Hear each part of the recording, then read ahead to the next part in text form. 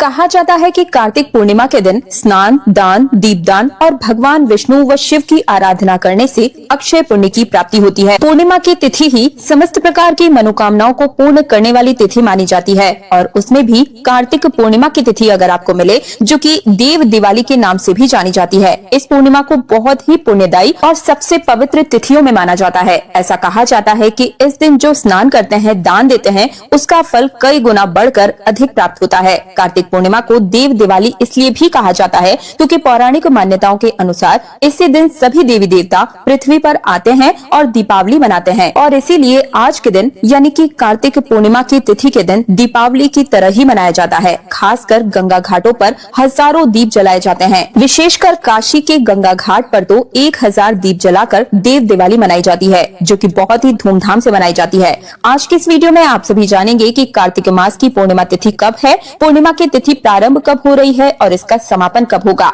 अगर आप पूर्णिमा का व्रत करते हैं तो व्रत कब करना चाहिए और कार्तिक मास की पूर्णिमा पर कार्तिक मास का स्नान, दान और नियम आदि आज की इस वीडियो में मैं आप सभी के साथ डिस्कस करूंगी। साथ ही आप सभी जानेंगे कि कार्तिक मास के व्रत में स्नान, दान और उद्यापन किस दिन करना होगा और सत्यनारायण की पूजा हम कब करेंगे। कार्तिक मास की पूर्णिमा का महत्व क्या है और पूजा विधि, ये संपूर्ण जानकारी आज की इस वीडियो में आप सभी के साथ शेयर करूंगी। इसलिए आप सभी से अनुरोध है कि वीडियो को पूरा अंत तक जरूर देखिएगा, बिना स्किप किए 5 से 10 मिनट का समय निकालकर देव दिवाली की इस संपूर्ण जानकारी को सुनकर जाइए। सबसे पहले तो आप सभी से निवेदन है कि देव दिवाली की इस वीडियो को लाइक करके कमेंट सेक्शन में जय श्री हरि विष्णु, जय माँ लक्ष्मी जरूर ही लिखिएगा। देखिए, कार्तिक मास के पूर्णिमा को त्रिपुरारी पूर्णिमा भी कहा जाता है और ऐसा कहा जाता है, मतलब कि पुराणों में ऐसा कहा गया है कि इसी दिन भगवान शिव ने त्रिपुरासुर नामक राक्षस का वध किया था, इसीलिए पूर्णिमा को त्रिपुरारी पूर्णिमा कहा गया है। अब जानते हैं कि पूर्णिमा तिथि कब प्रारंभ हो रही है और कब इसका समापन होगा। तो देखिए, कार्तिक मास की पूर्णिमा तिथि प्रारंभ हो रही है 4 नवंबर को रात्रि 10:36 पर और इस तिथि का समापन होगा, यानी कि पूर्णिमा तिथि का समापन है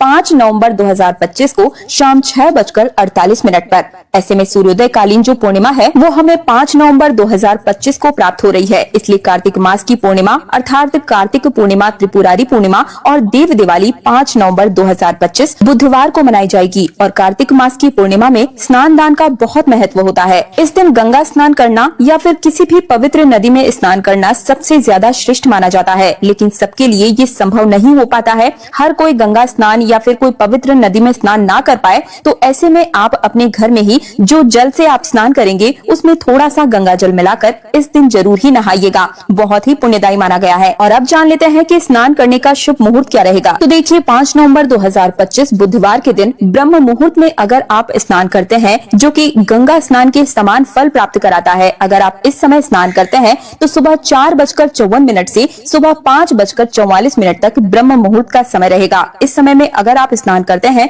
और विधि विधान से भगवान श्री हरि विष्णु की आराधना करते हैं और इसी समय दीपदान करते हैं तो ये सबसे उत्तम माना गया है। इसी समय आप पूजा भी कर सकते हैं। इसके अलावा कार्तिक पूर्णिमा की पूजा करने के लिए दूसरा सबसे शुभ मुहूर्त रहेगा सुबह 7:58 से सुबह 9:20 तक। ये भी बहुत ही शुभ मुहूर्त है। इस समय भी आप पूजा इत्यादि कर सकते हैं। कोई विशेष मंत्र इत्यादि अगर आप जाप करना चाहते हैं तो इस समय कीजिएगा, बहुत अच्छा माना गया है। और अगर आप ब्राह्मण इत्यादि बुलाकर कार्तिक पूर्णिमा के दिन स्नान दान का उद्यापन करवाना चाहते हैं तो ये मुहूर्त आपके लिए श्रेष्ठ है। जो भी भक्त पूर्णिमा का व्रत करते हैं वे कार्तिक पूर्णिमा का व्रत 5 नवंबर 2025 बुधवार को ही रखेंगे। और अगर आप व्रत का उद्यापन करना चाहते हैं तो भी आप 5 नवंबर को ही व्रत का उद्यापन करेंगे। अगर आपने चातुर्मास का स्नान किया है या व्रत इत्यादि किया है तो इसका उद्यापन आज के दिन ही किया जाएगा, यानी कि 5 नवंबर बुधवार के दिन। चातुर्मास का उद्यापन बहुत सारे भक्त देव उठनी एकादशी के दिन भी कर देते हैं, क्योंकि व्रत का प्रारंभ देव शनि एकादशी पर किया गया था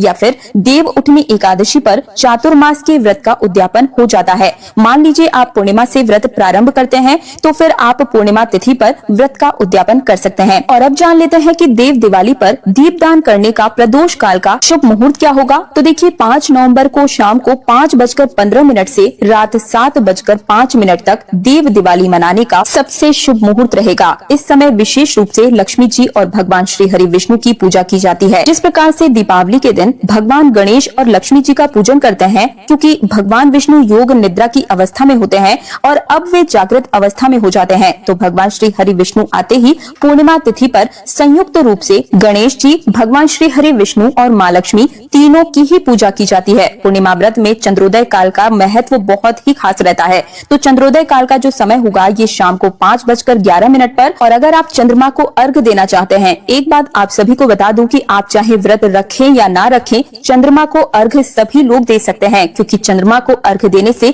आपके जीवन में सुख, समृद्धि और संपदा आती है। दाम्पत्य जीवन सुखमय हो जाता है। तो आप सभी व्रत करें या ना करें, हम सभी को चंद्र देव के दर्शन करके उनको अर्घ जरूर ही देना चाहिए। और एक चीज आप सभी को बता दूं कि 5 नवंबर बुधवार को कार्तिक पूर्णिमा के दिन हमें अभिजीत मुहूर्त नहीं मिलेगा। आपको राहु काल का समय नोट कर लेना है। राहु काल का समय रहेगा दोपहर 12 बजे से 1:30 तक। इस दौरान आपको कोई भी शुभ कार्य नहीं करना है, कोई भी नया कार्य प्रारंभ नहीं करना है, न ही इस दौरान किसी भी प्रकार की पूजा पाठ करनी होती है। लेकिन अगर आप पहले से ही पूजा पाठ कर रहे हैं तो आप बिल्कुल ही कर सकते हैं। कार्तिक मास की पूर्णिमा पर प्रातः काल जल्दी उठकर स्नान इत्यादि करके सबसे पहले सूर्य देवता को जल देना चाहिए और इसके बाद में घर के मंदिर में विधि विधान से लक्ष्मी जी, गणेश जी और श्री हरि विष्णु की आराधना करनी चाहिए। सत्यनारायण भगवान की कथा आपको इस दिन जरूर ही सुननी चाहिए। चाहे तो शाम के समय भी आप सुन सकते हैं।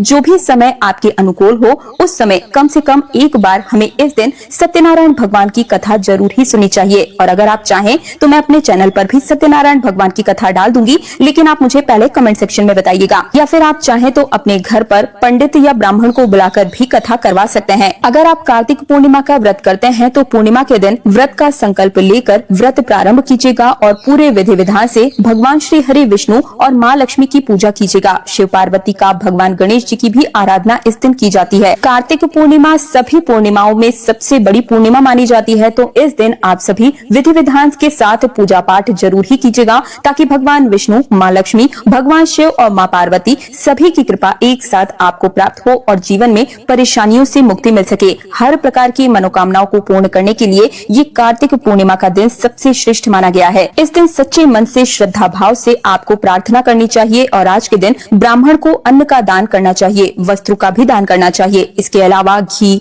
तिल का दान करना चाहिए। विशेषकर चावल का दान इस दिन करना या खीर की सामग्री इत्यादि दान करना बेहद शुभ माना गया है। आप चाहें तो खीर बनाकर भी किसी ब्राह्मण को बुलाकर भोजन करवा सकते हैं या फिर किसी कन्या को दे सकते हैं। मंदिर में भी खीर का दान कर सकते हैं। आज के दिन दीप दान का विशेष महत्व होता है। घर के मुख्य द्वार पर दीप दान इस दिन जरूर ही कीजिएगा। इसके अलावा तुलसी जी के पास भी दीप दान कीजिएगा। घर के आसपास कोई मंदिर है तो वहाँ पर भी जाकर, चाहे भगवान विष्णु या माँ लक्ष्मी का किसी भी देवी देवता का मंदिर हो, इस दिन देवताओं के आगे दीप दान जरूर ही करना चाहिए। बजरंग बली के मंदिर में भी जाकर दीपदान जरूर ही कीजिएगा। इसी प्रकार से घर के आसपास कोई भी देव वृक्ष है, आंवले का वृक्ष हो गया, पीपल का, बरगद का या केले का, किसी भी देव वृक्ष के पास में दीप दान करना इस दिन सबसे श्रेष्ठ माना गया है। इस दिन किसी भी जलाशय या गंगा नदी या किसी भी पवित्र नदी या तालाब, पोखरा के किनारे भी दीप दान करना आपको अक्षय पुण्य फल प्राप्त करवाता है। हजारों गुना फल प्राप्त होता है। तो आज के दिन शाम के समय में, संध्या काल में आप दीप दान अपने घर में, घर के मुख्य द्वार पर, तुलसी जी के सामने, मंदिर में, इसके अलावा तालाब, पोखरा या गंगा नदी के सामने जाकर किनारे पर जरूर ही दीपदान कीजिएगा। कहा जाता है कि इस दिन सभी देवी देवता पृथ्वी लोक पर आकर दीपावली मनाते हैं। तो इस देव दिवाली को आप भी अपने हाथों से खाली मत जाने दीजिएगा। सभी देवी देवताओं की कृपा प्राप्त करने के लिए इस दिन को बड़े ही हर्षोल्लास के साथ एक बार फिर से बड़ी दिवाली की तरह ही दीपों से सजाकर मनाइएगा। आप सभी को कार्तिक पूर्णिमा की हार्दिक शुभकामनाएं। अगली वीडियो में आप सभी जानेंगे कि इस दिन 365 बाती का दीपक हमें किस प्रकार से बनाकर जलाना चाहिए। तो इसके लिए